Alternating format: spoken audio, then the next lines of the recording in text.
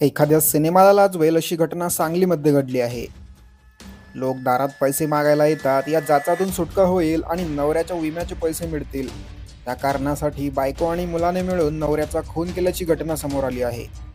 धक्कादायक म्हणजे आपल्या नवऱ्याचं अपघातात निधन झालं असं या दोघांनी भासवलं होतं.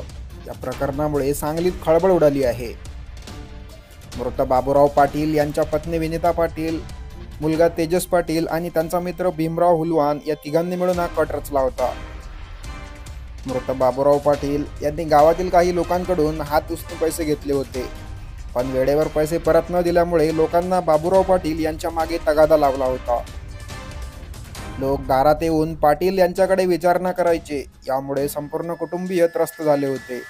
यातून त्यांची बायको आरोपी विनिता पाटील आणि मुलगा तेजस पाटील याने आपल्याच बापाला संपवण्याचा कट रचला.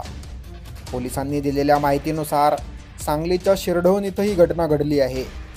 बाबूराव दत्तात्रय पाटील असं मृत व्यक्तीचं नाव असून 10 फेब्रुवारी रोजी रत्नागिरी ते नागपूर महामार्गावरील लांडगेवाडी हद्दीत बाबूराव पाटील यांचा मृतदेह रस्त्यावर आढळून आला होता. प्राथमिक तपासात अपघात असल्याचा प्रकार समोर आला होता. मात्र या प्रकरणी कवठे महाकाळ पोलिसांनी सखोल तपास केला असता हा अपघात नसून खून असल्याचं उघड झालं. विम्याचे पैसे मिळावेत आणि उधारी मागायला येणाऱ्या लोकांना वैतागून मुलाच्या सोबतीने हा खून केल्याचा प्रकार उघडकीस आला आहे.